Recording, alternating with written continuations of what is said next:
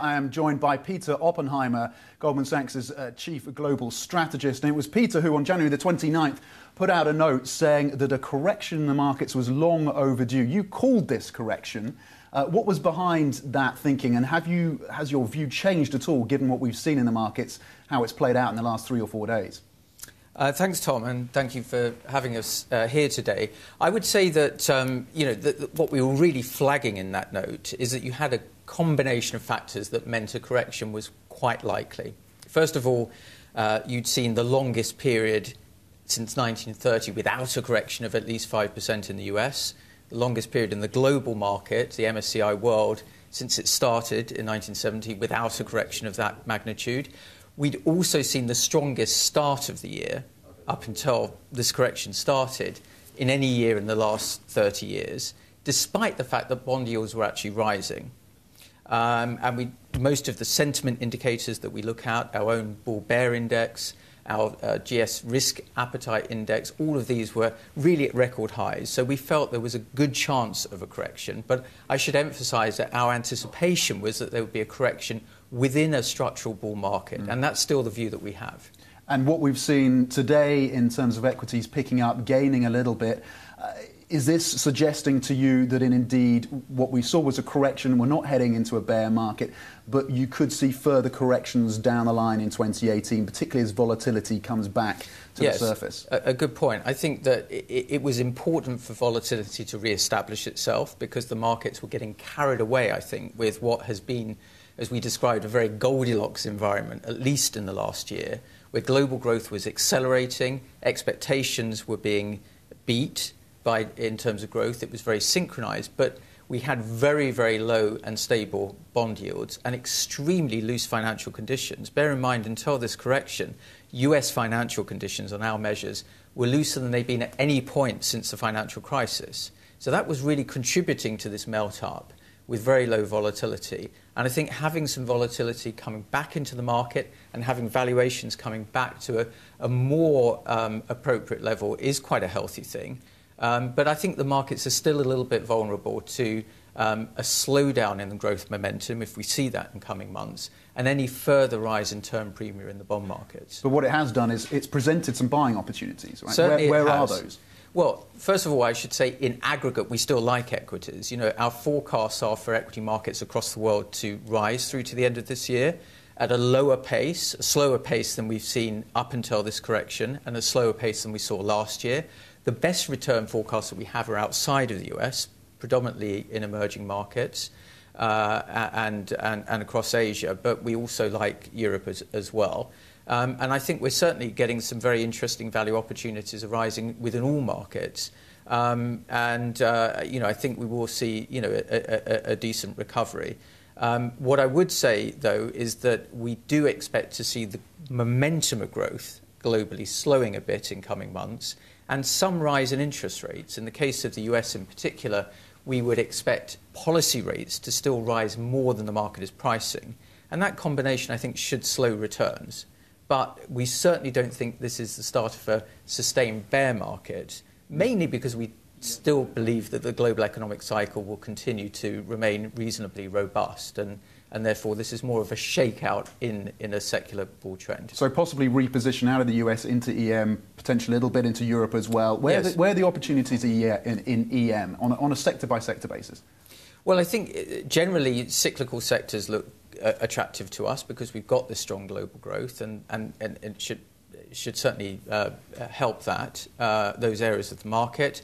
Generally, although cyclical growth is strong, it's still quite difficult to find companies anywhere in the world that are generating sustained top-line growth. So technology is still an attractive area, I think, and particularly with this shakeout, there are some interesting opportunities re-emerging. A combination of cyclical parts of the market and pure growth we still think is an attractive place to be. And where are you looking in Europe, and how concerned are you about euro strength and the impact that may have on European equities? Well, firstly, on the sector side, it's important to emphasise that Europe significantly lacks a technology sector. Technology accounts for about a quarter of the S&P, an even higher share of the Asian ex-Japan indices, nearly 28%. In Europe, technology accounts for around 5% of the index. And that's one of the main reasons why it has lagged behind in the strong bull market we've seen in the last year or year and a half, where technology was the real dominant sector. But Europe does have some interesting value.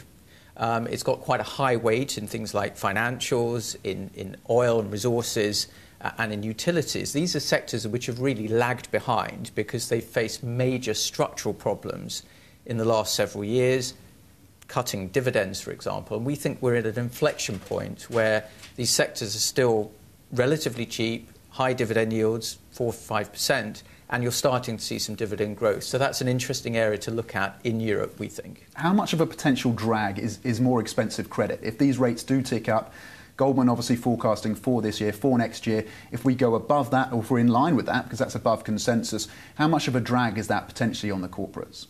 Well, firstly, let's look at the overall markets. We think that markets can absorb that pace of rate increasing. Bear in mind that the last policy cycle, tightening cycle in the US was between 2004 and 2007. There were 17 consecutive rate rises then, going from 1% to a little over 5%. And equities generally did reasonably well. In Europe, actually, they were up about 35% because there was strong growth. We're not particularly worried about leverage in the corporate sector because in most cases it's still relatively low. So I think a bit of a repricing of credit risk and credit at the cost of capital will moderate returns, but I don't think it will really cause a major headwind or problem at this stage. Do you see opportunities in Japan? And again, is yen's strength a potential headwind there? Yes, Japan we do think is interesting. I mean, this is one market that actually wasn't driven by multiple expansion in the last couple of years. We've seen a very strong rise in Japanese equities. We've seen a doubling of profits. So the valuations there are quite interesting. And we are seeing a fundamental improvement in margins and return on capital. And we think there's a pretty good domestic demand story, a recovery coming through in Japan, which should support that market. So we've got reasonably optimistic view there. I think that a stronger yen would be a bit of a headwind, as a stronger euro in Europe's case would be too. But our feeling is that the yen will be actually relatively weak against most currencies, and that will help, at least in local currency terms, the returns. There was a lot of discussion focused on Hong Kong stocks in the lead up to this correction, talking about the high valuations that we were seeing here. So presumably you see that this is a potentially a healthy correction in Hong Kong as well. Are there opportunities here? Is it largely focused on the tech sector, or is it a more broader opportunity in Hong Kong? Well, I think it's a broader opportunity. I think the region we see as being quite dynamic. There's decent growth. We've liked China as a market for a long time. It's not that expensive, and we've got a decent mix of higher growing parts of the market which are driving profits, and that will help. And of course, the flows coming from China to Hong Kong will probably continue and be supportive for the market here as well. But I think it's important to emphasize that emerging markets overall are supported by the strong global growth environment, by relatively loose financial conditions and a relatively weak US dollar, and those conditions are likely to continue. You don't have the imbalances in emerging markets that you had some years ago. And generally speaking, you've got more growth areas coming through in emerging markets, including China, which we think are quite attractive. What about when it comes to volatility? It's back now. And it seems like from the people we've been speaking to in the last few days that it is going to be part of the play now for 2018. Right. That's a positive for banks like Goldman Sachs. It's a positive for the financial sector potentially. Do you view volatility as a key mix, part of the mix now for 2018? Yes, I think that volatility did get too low. I mean, we should be clear that there were good fundamental reasons why volatility has been low.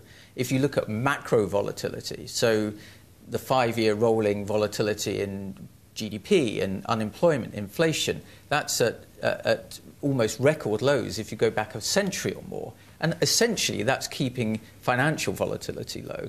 But it reached too low a level, I think. And a repricing of volatility really reflects a repricing of risk. And I think that's quite healthy if we're to see this bull market sustained, albeit at a lower pace moving forward. So I think we will see higher volatility. I don't see that really as being a bad thing. I think it's really quite a healthy thing, as long as it doesn't spike and stay at these extraordinary high levels as we've seen just in the last few days. Is this then an environment that is better positioned for stock pickers, for those investors looking at individual companies rather than what we've seen in terms of, particularly in inflows when it comes to ETFs, for example, and passive funds? Is that going to start to play out in how money is positioned with volatility back on the table? Well, typically when you get rising volatility, correlations increase and everything moves together, either up or down. But if the spike in volatility that we've seen is somewhat temporary and we go back to a lower volatility level, not as low as we were seeing before the correction, then I do think you're going to see more dispersion in the market, more opportunities at the stock level, as you see more idiosyncratic factors really playing into returns. And that's something we do expect to see, both across sectors but within sectors as well. Companies with stronger balance sheets perhaps doing better, those with dominant business models, and those that are able to sustain, decent profit growth. And we think the market's going to pay more for those individual stock factors than has been the case, particularly in an environment in recent years, which have been so dominated really by macro factors.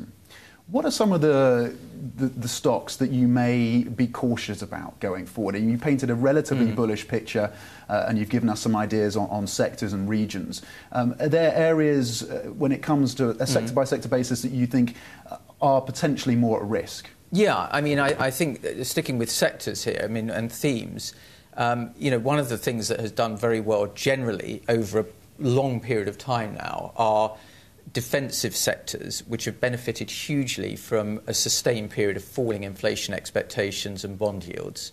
Consumer staples, for example, food, beverages, tobacco companies, and so on. And fundamentally, this group overall is seeing a slowdown in profit growth, but you've seen quite high valuations, and they're quite sensitive, really, to changes in bond yields. So if this growth cycle continues as we expect, and as we see some more term premia priced into bond markets, so yields continue to gradually rise, we would expect those to generally underperform. And particularly so in Europe, where they're a large part of the market and really quite a dominant part of what's driven the relative returns in recent years. Dollar weakness was a big part of the conversation as well, particularly around the Davos time when we had the Treasury Secretary coming out and making some comments and then the President coming out. Is it the potential of a currency, spat or currency wars, as some people like to frame it? Is that still something that we should be cautious about? Well, I think having very rapidly changing currencies can always be difficult for financial markets and economies to absorb. It would be a worry if we got a rapid acceleration of protectionism or currency wars coming through. I don't think that's likely. We do see the dollar staying relatively weak against most currencies in an environment where you've got this fiscal expansion and growing deficits, and other areas of the world have got growing surpluses. So even in an environment where interest rate differentials are rising in favour of the US, you may still see the dollar remaining relatively soggy, which would be our central view. But that overall will help to, again, keep a relatively supportive environment for financial conditions, which is consistent with this economic cycle, continuing, albeit at a slower pace, with positive but lower returns in financial markets like equities, we think.